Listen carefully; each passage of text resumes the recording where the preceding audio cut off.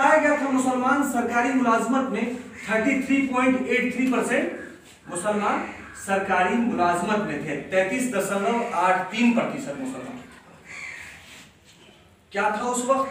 लोग जो रऊसा मुसलमान थे, जो पैसे वाले मुसलमान थे, वो पढ़ा करते थे उस वक्त। तो 33% मुसलमान सरकारी मुलाजमत में थे।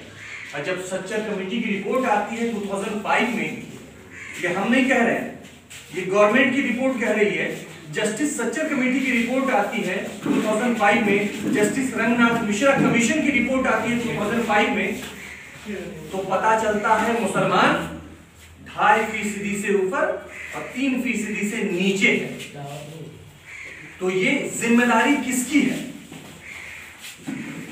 जब कोई कौम 30% पे से 15% पे आती है तो वो उनकी गलती थी।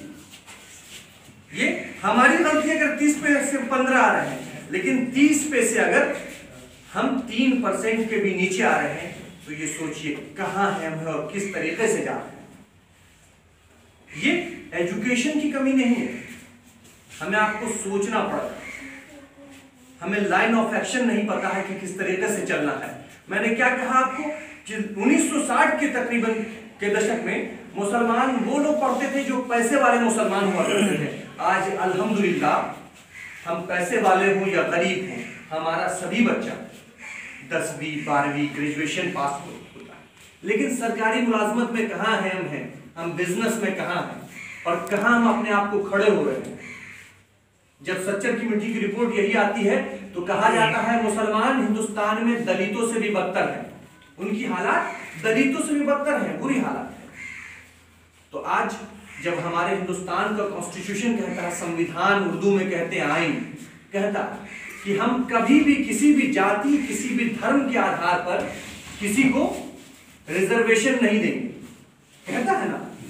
तो किसी जाति और किसी धर्म के आधार पर हम रिजर्वेशन नहीं देंगे। हम मुसलमान जब हमारी हालत पसमानदा है, हम बुरे हालात में हैं, एजुकेशन में है, हमारे पास लोग पढ़े लिखे हैं, लेकिन हमारे पास सरकारी मुलाजमत है, तो हमको भी रिजर्वेशन की मांग करनी चाहिए।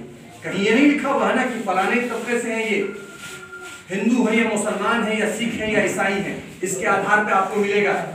क्या कहा गया है? गरीब तबका उनको मिलेगा। तो हमको भी मांगना पड़ेगा। अभी हम पीछे मेरे साथ में कुछ हमारे बुजुर्ग यहाँ बैठे हुए हैं और बहुत सारे युवा पीछे बैठे हुए हैं। मैं पूछना चाहता हूँ आपसे, इक़्तिदार में कहाँ तक आप लोग पढ़े हैं, उस हिसाब से बातें बताएंगे। भाई आप थोड़ा सा इंट्रोडक्शन एक आदमी दे दीजिए, कहाँ किस क्लास में पढ़ रहे हैं?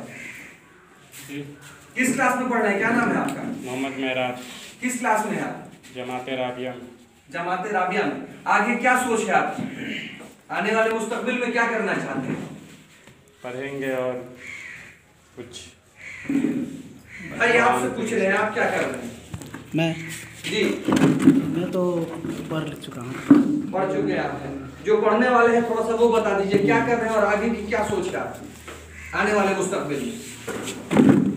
जी मेरा नाम रजाबुल है, मैं अभी 10th क्लास में हूँ और मैं आगे चल के बिजनेस संभालना चाहता हूँ। बिजनेस संभालना चाहेंगे आप? भाई मेरा नाम मोहम्मद अफ्ताब अंसारी है, मैं सीबीएसई बोर्ड क्लास 9 से पढ़ता हूँ। अच्छा। मैं आगे चल यूपीएससी करना चाहता हूँ। देखिए, तो एक अभी देखिए हमारे भाई खड़े हुए, आपको लगता है कि आप मदरसे बैकग्राउंड से हैं तो आप जो है यूपीएससी क्वालिफाई नहीं कर सकते हैं। रिजवान भाई हैं, अभी एक मदरसे से पास आउट हुए हैं लास्ट ईयर, यूपीएससी क्वालिफाई किया है, आज आईएएस ऑफिसर है, ट्रेनिंग ले रहे हैं, उत्तर प्रदेश के रहने वाले, मदरसे से पढ़ा, मदरसे बैकग्राउंड से, और मदरसे से उर्दू ही से उन्होंने लेके जवाहरलाल नेहरू यूनिवर्सिटी, पहले अलीगढ़ मुस्लिम यूनिवर्सिटी में पढ़ा, फिर जवाहरलाल नेहरू यूनिवर्सिटी में पढ़ा और आज यूपीएससी क्वालिफाई। हमारे भाई खड़े हुए, बताया, आपने बताया कि हम यूपीएससी करना चाहते हैं, आपने बताया कि आपने क्या बताया कि आप बिजनेस करना चाहते हैं। तो ये एक माइंड सेट करके चलेंगे आने वाले मुस्तकबिल में। आप 10th के बाद, ये प्रोग्राम है शिक्षा संवाद का, कैरियर काउंसलिंग का, अहम है। दूसरी चीज की हमारी हालत जो इस तरीके से आज है वो क्यों है?